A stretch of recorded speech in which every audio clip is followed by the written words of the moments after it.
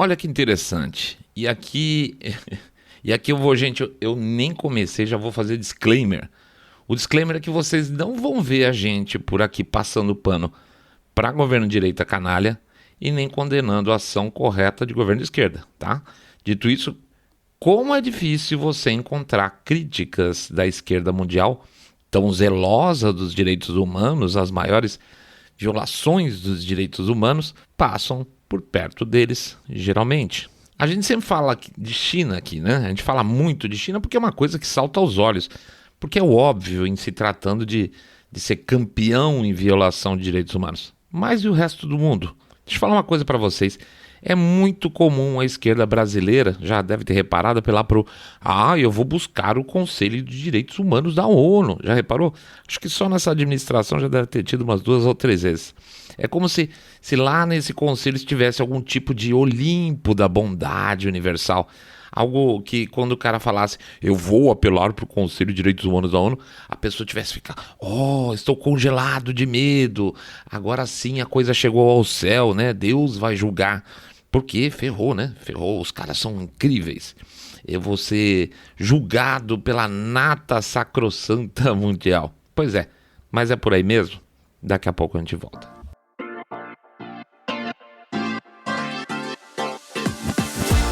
Saindo da bolha. Menos notícia, mais informação para você.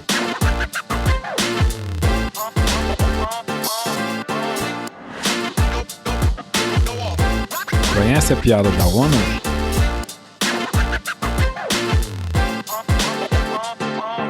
Bem-vindos ao Saindo da Bolha, esse é o nosso episódio 55 e a gente vai pegar só uma lasca, tá, das Nações Unidas para falar hoje. Você acha que as Nações Unidas já eram, né? A ONU? Pois é, vamos aos poucos então descascar essa manga junto com vocês em diferentes episódios. Nesse vamos falar especificamente de direitos humanos da ONU, que aliás direitos humanos está muito na onda, né? Afinal de contas, nem deixaram o Lázaro falar, coitado. Vamos falar muito sobre a UNHRC, entender porque um corpo, como eles são chamados, um corpo de apoio à Assembleia Geral das Nações Unidas pode ser não só uma completa desgraça para aquilo que eventualmente se imaginou ser a função dele, né? Mas também um esquemão para onde os governos mais crápulas do mundo se encontram para trocar favores, os mais baixos possíveis, tá? Mas antes vamos fazer nosso jabá. Para quem está chegando agora, bem-vindo. A gente sempre pede para quem está conhecendo o nosso podcast entrar no nosso site www.saindabolha.com.br, clicar no botão Follow this podcast ou seguir a gente pelo Spotify, Podcast Addict, Apple Podcast, não. Eu sempre falo isso, depois eu falo não. Google Podcast, por favor. E também, claro, seguir a gente no nosso novo, mais ou menos novo canal no YouTube, tá? O canal chama-se Saindo da Bolha, evidentemente. Pede também para dar um share no episódio, se gostar, e também para fazer aquele famoso boca a boca sarado, contando para seus amigos aí que vocês estão acompanhando o podcast, cabeça direita limpinho, supimpa, e que, meu Deus, odeio o politicamente correto. É isso aí, pessoal. Sim, vou passar também o nosso endereço do Telegram. Vamos lá, anota aí. bit.ly/Telegram bolha, bit.ly/Telegram bolha. E já que eu estou esticando, vou pedir também para quem entrar no YouTube, lá em cima no canal, na parte de cima onde tem a imagem, tem um lugarzinho que você pode clicar para apoiar o Saindo da Bolha, tá? A gente tem uma página lá, um esquemão lá no Apoia-se, onde vocês têm planinhos super baratinhos que vocês podem dar uma força pra gente, porque a gente tem que ficar anunciando o nosso programa, porque senão as redes sociais escondem a gente, tá bom? É isso aí. Vida que segue. UNCHR. Nada como um organismo internacional que trabalhe por um mundo melhor, não é? Que coisa assim, sei lá, quase utópica, né? Países se unindo para nos proteger, nós, pequenas criaturas indefesas, para evitar que nossos direitos básicos sejam desrespeitados por esses tiranos horríveis. Não, eles estão lá para nos ajudar. Poxa, ONU, obrigado por nos proteger. Para começar, então, vamos falar sobre como surgiu a UNCHR, tá? Bom, antes da UNCHR existir, que foi criada em 2006, tá? existia antes então a Comissão das Nações Unidas para os Direitos Humanos. Não sei se... Vamos lá. Vamos fazer de novo esse trecho aqui. Então não se confunda. Conselho de Direitos Humanos da ONU é de 2006. E ele substituiu a Comissão das Nações Unidas para os Direitos Humanos. Bem diferente, né? Pois é. Esse desmonte da comissão, que existia antes de 2016, aconteceu basicamente porque os estados que faziam parte dessa comissão, em grande parte, eram estados que tinham um terrível histórico de desrespeito a direitos humanos. Tipo, botar o capeta para julgar pecado. Sabe como é que é? Por exemplo, em 2004, quem estava para entrar na comissão era o Sudão. Ó, que beleza. Era quase certa a entrada, mesmo sabendo que lá no Sudão, estava rolando um famosão, o genocídio, né? Darfur. Esse sim, tá? Esse era genocídio mesmo, tá? Não é que nem o pessoal fala aqui nas redes sociais hoje. Na época, 300 mil pessoas da região de Darfur já tinham morrido e alguns milhões estavam se tornando refugiados. Estavam fugindo para o sul, inclusive. Os Estados Unidos, que na época faziam parte da Comissão de Direitos, protestou e o seu representante chilicou, foi embora, falou, não, isso é o fim da picada. E pouco mais de um ano depois, essa teórica Comissão de Proteção de Direitos Humanos foi dissolvida e foi criado um novo corpo. Aí o Conselho, tá? Que ao invés de ter 53 membros, tinha 47. Com essa profunda reestruturação, sabe que foi feito para evitar que estados com histórico de desrespeito aos direitos humanos fizessem parte dela? Nada, ficou tudo na mesma porcaria. Quer ver como a gente não está sendo chato só? Então vamos lá. A UN Watch, que é uma ONG que acompanha as resoluções da ONU e observa como elas têm se revertido em ações positivas para a humanidade, fez um estudo considerando os países da UNCHR, os países membros, e como é que esses países se comportaram durante o ano de 2020, no sentido de efetivamente lutar por liberdade, direitos, coisas básicas, tá? Então vamos ver o resultado desse estudo da UN Watch. Aliás, eu vou deixar o link do scorecard desse estudo para vocês no Telegram e nos comentários do YouTube depois, tá? Então vamos lá. Eles criaram 5 faixas de estudo. Os países que apoiaram, vamos dizer, resoluções muito destrutivas, ou seja, países muito destrutivos. 2, destrutivos. 3, intermediários ou mixed, como eles falam. 4, construtivas e 5, muito construtivas para os direitos humanos. Se você está curioso em relação ao Brasil, o país está entre os 12 com avaliação de construtivo, junto com Áustria, Dinamarca, Alemanha, Itália, Japão, Holanda, Polônia, Eslováquia, Coreia do Sul, Espanha, Ucrânia. Tá? Nada mal. Então, o Brasil é um país que tem um perfil construtivo em termos de direitos humanos internacionais. Mas espera então, eu falei que eram 47 países, só 12 são construtivos em um conselho que teoricamente serve para proteção de direitos humanos? Então tá complicado, né? Então, na verdade, também tem mais 4 muito construtivos. Austrália, Bulgária, República Tcheca e Ilhas Marshall. Olha o peso do cara. De resto, meus amigos, 31 países agiram mais para atrapalhar o meia-bocamente do que para ajudar. Sério, é verdade, sério. Mas se eu só ainda bolho, será que Bélgica, Suécia, Noruega fariam esse tipo de coisa, atrapalhar e contra os direitos humanos dentro de um corpo da ONU que tem o objetivo de proteção de direitos humanos? Então, meu amigo, o problema é esse. O resto dos países que fazem parte do Conselho não são exatamente países super bacanas. Essas porcarias lá na ONU são tudo divididas por regiões geográficas por alguma razão, como se fosse, sei lá, grupo de tabela de campeonato de futebol, não faz sentido nenhum, tá? E a gente vai ver que tem países que não tem a menor razão em estar em certas comissões, mas estão lá porque eles estão dentro de uma divisão geopolítica, tá? Então vamos ver também os países que ganharam uma classificação neutra, tá? Intermediária, mixed, como eles falam. Foram os seguintes: Argentina, Armênia, Bahamas, Chile, Fiji, México, Peru e Uruguai. Pois é, eu esperava mais do badalado Uruguai, né? Uruguai moderninho.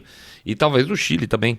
E é o que se tem para o momento, tá? Tem 8 intermediários. Ou seja, se a gente juntar os países com score positivo com os meia boca, agora nós estamos falando de 19.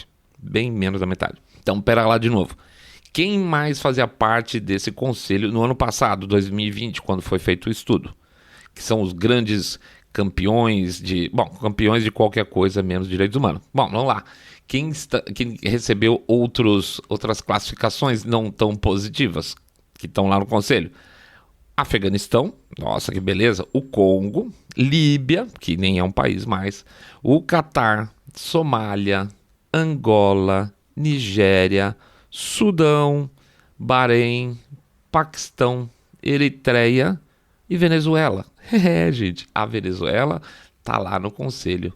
Então, deu para ver o nível, né? Além disso, esse ano o conselho tem novidades, tá? E estão entrando, esse ano agora entrou 3 novos membros, tá? Que vão substituir os antigos, alguns de 2020. E eles vieram agora sim. Agora sim eu fico mais sossegado, porque esses países são realmente países que tendem a respeitar muito os direitos humanos. E esses 3 países são China, Cuba e Rússia. Gente, na boa. Pensa aí que isso custa mais ou menos 105 milhões de dólares por ano para os pagadores de impostos de diferentes países do mundo. Vão fazer, para doer mais na orelha de vocês, mais ou menos R$500 bilhão para ficar votando contra coisas que sejam favoráveis aos direitos humanos no mundo. Olha isso. Em 2019, embaixadores da ONU de 22 países, aí eu estou falando da Assembleia Geral, tá? 2019, 22 países, entre eles Austrália, Grã-Bretanha, Canadá, França, Espanha, Alemanha, Japão, assinaram uma carta conjunta para a UNHRC, ou seja, falando, comissão, condena a China aí com relação aos uigures, né? Os caras estão falando campo de concentração, vocês têm que fazer alguma coisa a respeito. E aí, em resposta, os embaixadores da ONU de 50 países, incluindo Rússia, Nigéria, Paquistão, Filipinas, Emirados Árabes, Sudão, Egito, Arábia Saudita, Catar, Angola, Argélia, Mianmar, muitos deles muçulmanos, tá? Assinaram uma carta conjunta, também voltada à UNHRC, elogiando as notáveis realizações da China em Xinjiang, tá? Não era um movimento interno da UNHRC, mas isso aí foi um debate que foi jogado nas costas da UNHRC e ficou por isso mesmo, tá? Mas deu para ver quanto esses países aí estão ligando tanto aí para os campos de concentração, para mortes de pessoas em função da sua religião. Parece que não muito, né? Beleza de organismo. Olha, tô impressionado com essa UNHRC. Israel. Cara, se você fosse um marciano e chegasse na Terra hoje e resolvesse estudar os países do mundo por meio da ONU, você ia achar que Israel é o vilão do planeta total, tá? Até mesmo a secretária de Estado, Hillary Clinton, que você sabe muito bem que a gente não é muito fã, já se pronunciou sobre como existe um viés automático contra Israel em tudo na ONU, tá? Hoje, por exemplo, ontem, desculpa, a gente grava e a gente perde um pouco a relação entre datas aqui, mas agora entre esses dias do episódio, o tio ficou confuso. Sim, mais uma vez vai ter uma sessão especial sobre Israel, É a 9ª sessão especial sobre Israel desde a abertura do Conselho de Direitos Humanos em 2006. 9ª. Não chega a ficar 2 anos sem que o Conselho resolva se reunir para criticar Israel. E nesse caso por uma razão mais ridícula ainda, porque o país foi atacado pelo Hamas. Ele não atacou ninguém, certo? Eles falam que é a ocupação, sendo que eles não ocupam. Para vocês terem uma ideia de como eles pegam no pé de Israel, enquanto o país está sendo esfolado aí pelo Conselho pela 9ª vez, no mesmo intervalo de tempo, desde 2006, a Síria, do superdemocrata Bashar al-Assad, teve 5 reuniões voltadas ao assunto. Mianmar, que gerou um dos maiores ondas de refugiados da história recente, que teve um baita genocídio também, e que agora está em pleno golpe militar, teve 3 reuniões só. Além disso, teve República Centro-Africana, uma da Líbia, uma da Costa do Marfim, uma do Congo, que por sinal... que era membro do Conselho até recentemente, Sudão, que também estava, Burundi e o Sudão do Sul. Esses todos aí tiveram só uma reunião. E nunca houve uma sessão especial para os super mocinhos de filme da esquerda, né? China, Irã, Coreia do Norte, Rússia, Cuba, Egito, Venezuela, Turquia, Bielorrússia, Paquistão e Israel. Bom, Israel não. Israel é um país terrível. Teve 9 reuniões do conselho para descer o porrete nos coitados. Irã e as mulheres. Sim, um dos capítulos da ONU que tem o objetivo de cuidar dos direitos das mulheres é o Conselho Econômico e Social, tá? E nesse ano a gente acabou de ter uma eleição para a entrada de um novo membro para cuidar dos direitos das mulheres, tá? Acabamos de ter essa eleição agora, que foi eleito, foi o Irã. Os caras respeitam assim imensamente as mulheres lá no Irã, obrigando aí a sair totalmente cobertas de casa, com lei que fazem a vida delas ser um inferno, a não ser para aquelas que acham o máximo isso, daí tem que respeitar. Até aí, com esse histórico de obscenidades, que é o NHCR, tudo bem, quer dizer, tudo bem não, a gente tá acostumado, tá? Tudo bem não tá, porque países nada democráticos aí, pouco interessados em preservação de direito, são a maioria membros dos conselhos, né? Então, até aí não tem surpresa nenhuma. O problema que acabou chamando a atenção de alguns analistas que ficaram meio de cabelo em pé com essa entrada do Irã aí, foi a quantidade de votos que o Irã teve no Conselho Econômico, tá? Isso aí não é o NHCR, é o Conselho Econômico e Social da ONU. Então, mas espera aí. São 15 países que são considerados democracias ocidentais, tá? Que fazem parte desse conselho, mas só 11 votaram contra a entrada do Irã para cuidar dos direitos das mulheres. Então tem 4 democracias limpinhas e cheirosas ocidentais europeias, provavelmente, que votaram a favor do Irã. Então vamos lá. O pessoal saiu cavando e aí é o seguinte: um dos países deve ser a Holanda. A Holanda, a moderníssima Holanda, que recentemente defendeu a entrada do Irã com uma declaração aí pública sem pé nem cabeça, isso antes da eleição, tá? Eu vou ler a declaração dos caras. Aspas. É importante, por meio da ONU, manter um diálogo com todos os países, inclusive os mais conservadores, e estimular o aprimoramento. A entrada do Irã na administração da ONU, ONU Mulheres, deve ser vista sob essa luz. Ah, que lindo! São tão duros com Israel, tão fofos com o Irã. De qualquer forma, os congressistas holandeses estão exigindo uma resposta formal do governo. Sim, eles votaram ou não? A população tem direito de saber, né? Quem mais? Bom, o jornal Bild alemão perguntou para o Ministério das Relações Exteriores da Alemanha na quinta-feira se a Alemanha foi um dos países que votou a favor da adesão da República Islâmica do Irã à Comissão de Direitos Humanos da ONU, Direitos da Mulher, da ONU. Mas o Ministério, por enquanto, preferiu não se pronunciar. Será? Noruega. Não. De forma... Noruega, não. Não, peraí. Deixa eu ver. Recentemente eles declararam o seguinte, logo depois das eleições, tá? Aspas. A votação nas eleições da ONU não é pública. Isso está de acordo com a regra de procedimento do voto secreto e com a prática estabelecida entre os Estados-membros da ONU. O Irã, sem dúvida, tem grandes, aspas aqui, desafios quando se trata de direitos e igualdade das mulheres. A Noruega já deixou isso claro na ONU e com as autoridades iranianas.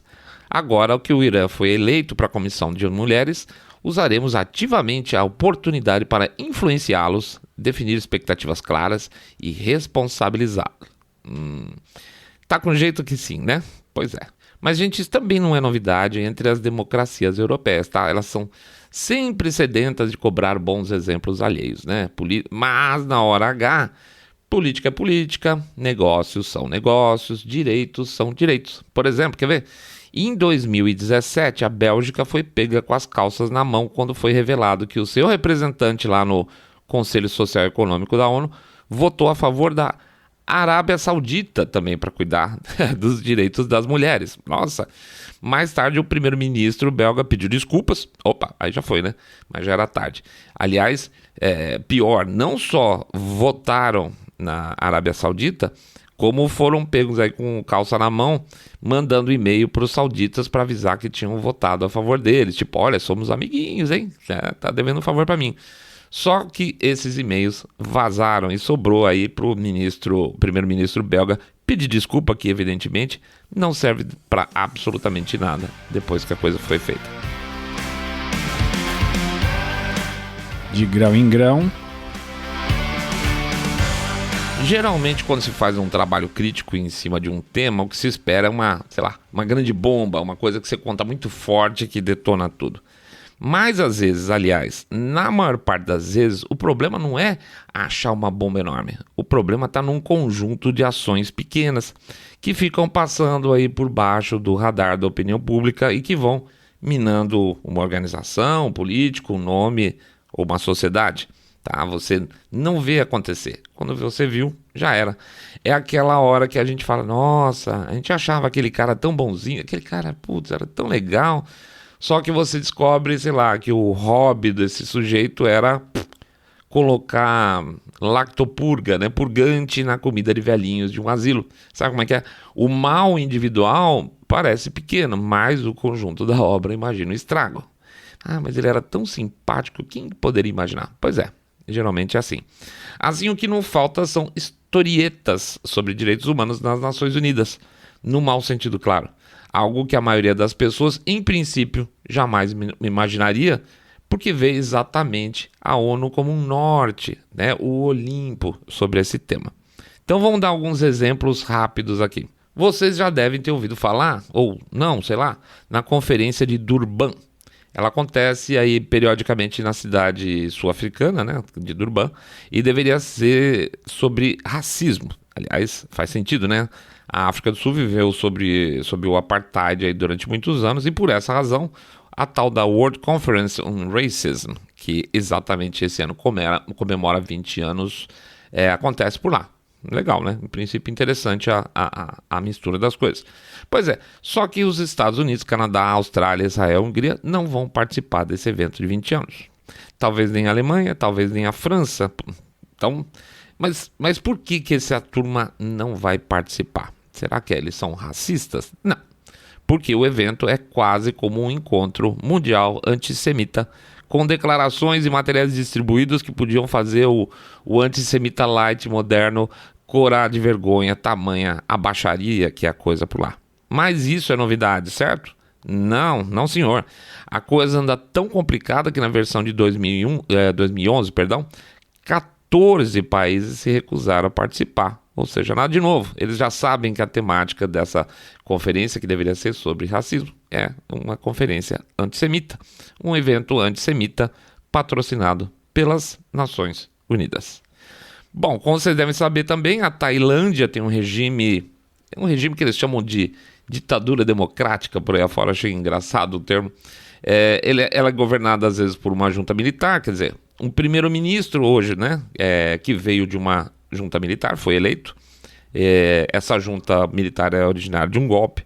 Então fica meio que um ciclo, tá? O cara é eleito, daqui a pouco derruba o cara, daí entra uma junta, daí eles abrem uma eleição, põem um dos caras da junta e assim vai. Então, não é exatamente um processo honesto, vamos chamar assim. Rola golpe, democratiza, aspas, né? Democratiza, se você falar. E aí a questão é que, se você, por exemplo, falar mal do governo ou organizar protestos contra essa coisa toda, você pode ir lá na Tailândia tomar uma caninha aí de 15 anos. Tá bom pra você? Tá ótimo, né? Pois bem, a Tailândia, com esse seu processo democrático e essas suas leis super supimpas, tem um assento na Comissão da ONU sobre Justiça Criminal. Super justo, né? Pois é. E a Nicarágua, meninos? Pois é, Daniel Ortega continua preparando o terreno para não ter mais opção nenhuma no seu país, né?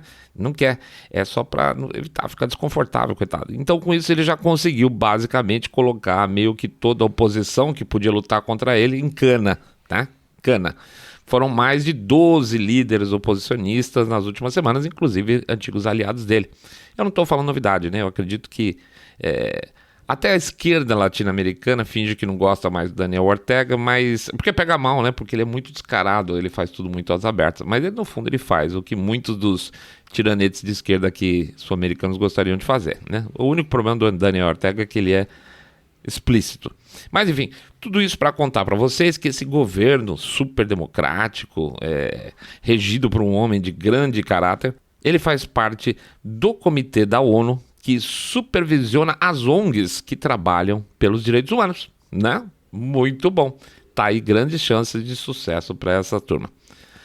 Aliás, vamos mais um caso aqui. Lembra aquele longo período de protestos de Hong Kong contra a nova lei de segurança nacional que estava vindo da China, que acabou agora recentemente tendo que foi enfiada goela abaixo dos coitados dos Hong Kongers lá, e agora eles estão vivendo sob essa nova lei? Então, pois é. Tem um jovem aí chamado Tong Ying Kit. Ele vai ser um dos primeiros julgados e tem uma grande chance de pegar prisão perpétua, porque ele participou de protestos, porque ele foi preso carregando uma bandeira com dizeres proibidos e é acusado de ter jogado sua moto contra um grupo de policiais. Então ele tem aí tudo para pegar uma cana para o resto da vida.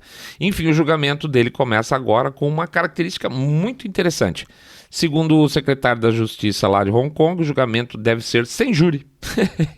Porque essa história de júri poderia comprometer a segurança da cidade. Você vê perfeitamente quando o cara está preocupado com o povo. Não é uma coisa bonita? Então, ou seja, o governo chinês que está iniciando aí julgamentos em Hong Kong sem júri, desrespeitando acordos estabelecidos para a devolução da cidade com os ingleses, é esse país que a China faz parte do Conselho de Direitos Humanos da ONU. Mas isso tende a acabar, viu, gente? Não se preocupe. Em breve, novos países vão entrar no Conselho e com essa renovação, acho que tudo vai dar certo. Eu sou um grande otimista, tá? Quer ver um caso de renovação? Cara, eu acho que aí vai. Quem acabou de avisar que está se candidatando para uma cadeira no Conselho é o Cazaquistão. Mas será que o Cazaquistão tem atributos necessários para estar nesse Conselho e lutar pelos direitos humanos no mundo? Vamos ver, então vamos lá. Vamos pegar o currículo lá. Internet livre? Não tem. Liberdade de imprensa? Não. Tem casos de tortura? Tem sim. Fraude eleitoral? Também tem. Tráfico humano? Tem sim. Tem detenções arbitrárias? Opa, certeza que tem. Então, cara, currículo perfeito, está garantido. Vamos aguardar 2022 com o nosso chapéuzinho de alumínio na cabeça e a gente volta ano que vem para comemorar mais essa excelente aquisição na luta pelos direitos humanos nessa organização seríssima que é a ONU. É isso aí, pessoal. Mais um programa, mais um Saindo da Bolha. Dessa vez eu acertei. A última vez eu falei que era mais uma bolinha da semana. Mentira, não tem mais bolinha da semana. A gente agradece a presença de todo mundo. Aí, começando a semana, segunda-feira. Nossa semana que vai ser uma doideira. Quero ver como é que a gente vai fazer para conseguir gravar o programa de quinta. Mas vai dar tudo certo. A semana vai ser boa, vai ser muito legal. Olha, a gente está acompanhando, pelo menos para as pessoas que moram na cidade de São Paulo, é uma notícia bacana, tá? A gente acompanha com constância a questão de Covid, números de casos de UTI estão caindo bastante, tá? Isso é muito importante. O resto é papo furado, tá? O resto é, quando tem a chance de mostrar uma coisa está aumentando, eles preferem esconder as coisas estão diminuindo. E a cidade de São Paulo tá, pelo menos a cidade de São Paulo aqui onde a gente mora, tá melhorando, tá? Cuide-se direitinho todo mundo aí, bola pra frente, porque vocês sabem que a gente quer que vocês fiquem todos muito, muito mais super, super bem. Saindo da Bolha.